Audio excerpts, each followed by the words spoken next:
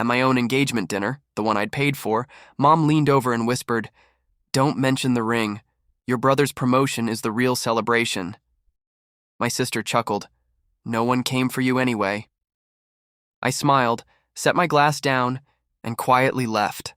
By morning, every one of their credit cards had been frozen. I'd already reversed the transfers they depended on.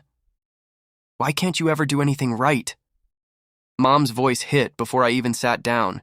The dinner table looked perfect, candles, plates, and food I'd paid for, but the air felt like smoke before a fire. Dad slammed his glass so hard the wine spilled. "You always find a way to ruin a night, Noah. Always." Leah laughed under her breath. "God, he's sensitive. It's just a question." I hadn't even spoken yet. The noise blended into the clinking forks and fake laughter of a family trying too hard to look normal. I could smell burnt gravy and bitterness. Then Dad leaned forward, voice low but sharp enough to cut through me. "Did you really take money out of the family account to cover your rent?" Everyone froze. Leah smirked like she'd been waiting for this. Mom folded her napkin neatly, as if truth were just another mess she could clean up later. I opened my mouth, but the words died in my throat. I hadn't touched that account. But they didn't need proof. They never did. Their eyes said everything. "You're already guilty, Noah." "My name's Noah. I'm 27. I've been quiet my whole life. Not because I didn't have anything to say, but because no one ever listened. I used to believe silence meant peace. Now I know it just meant control. I'm the one who stayed behind when things broke, who paid for repairs, groceries, medical bills, without being asked, without being thanked, and when I needed help, I got advice instead. Be grateful. Stop being dramatic. You should have planned better. Mom once told me, "You feel too much, Noah. It makes you weak." I believed her. Until I realized feeling too much was the only thing that made me human in that house. They thought I'd never fight back, but I had a secret, something they'd forgotten I was smart enough to notice. The family table.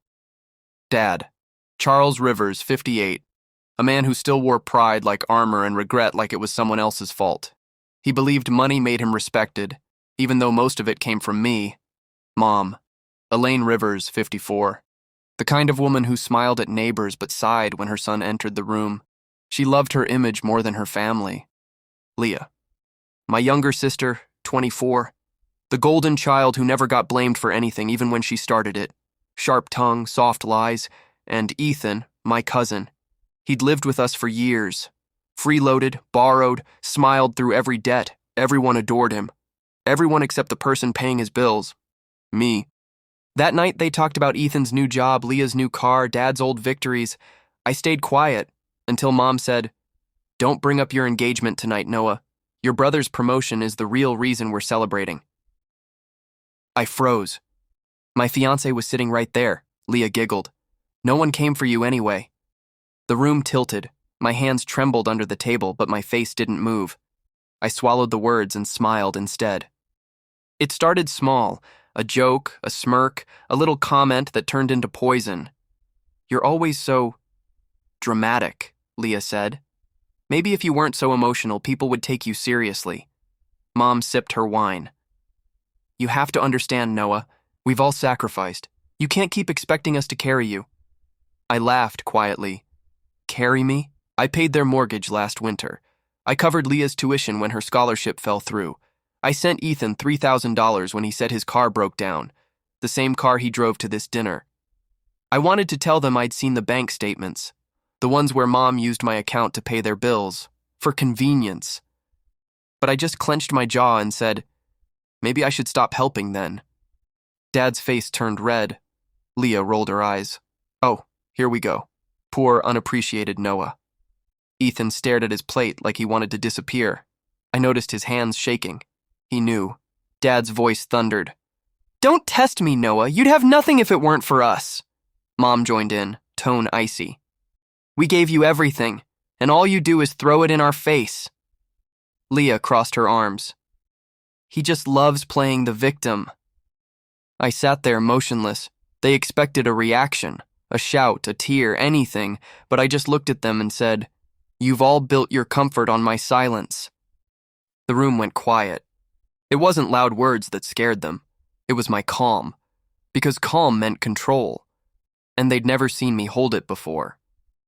I was 19 when I learned what love cost in that house.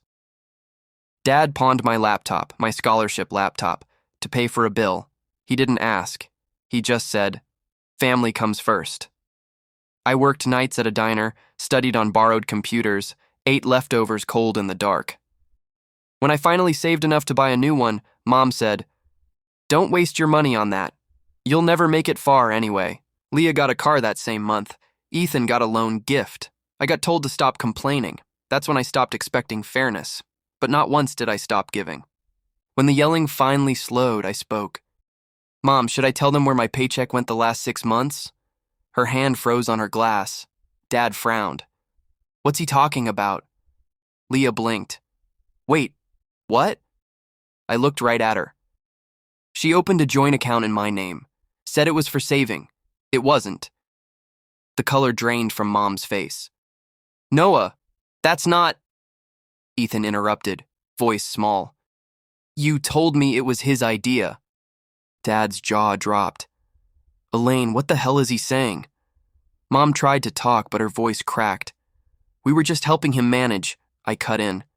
"You helped yourself. Every deposit I made disappeared. You said it was a bank glitch." Leah whispered, "Oh my God." And for once, I didn't look away. The dining room exploded, Dad shouted. Mom cried, Leah accused. Ethan admitted. Years of buried truth came up like vomit. Every debt, every lie, every stolen dollar finally laid bare. I stood in the middle of the chaos and felt nothing. No anger. Just emptiness, because this wasn't new pain. It was old pain, finally given a voice. "I gave you all my silence," I said, voice steady. "Tonight, I give you the truth." Mom sobbed. "We did what we had to do," Leah muttered. "You're exaggerating." Dad just sat there staring at the floor, the weight of it crushing him. The family I'd protected for years was unrecognizable, but maybe they always had been. I left before sunrise. No grand speech, no slammed doors, just quiet steps on cold tile. They didn't try to stop me. Maybe they didn't believe I'd really go. Maybe they thought I'd come crawling back like always. But that morning, every credit card tied to my accounts was frozen, the transfers reversed, their safety net gone. I packed one bag, locked the door behind me, and breathed for the first time in years. The city was waking up, and for once, I wasn't waking up to their chaos. Months passed. Some days I missed them. Not who they were, but who I wished they'd been. The silence in my new apartment was different, peaceful, not lonely. I got a small place in Portland, found work that didn't drain me, learned to cook without being criticized for using too much salt. Mom sent messages sometimes. "We didn't mean to hurt you." Leah posted quotes about forgiveness online. Ethan never said a word. I don't hate them, but I don't owe them peace anymore. One night, I sat by the window, rain tapping against the glass, and whispered to myself, "For the first time, I don't carry their weight anymore." And this time, it didn't feel like defiance. It felt like freedom. If you were in my place, would you forgive them? Or would you finally walk away for good? Tell me in the comments. Your voice matters here. Like if Noah's story touched your heart. Subscribe for more real stories about pain, family, and finding peace through truth.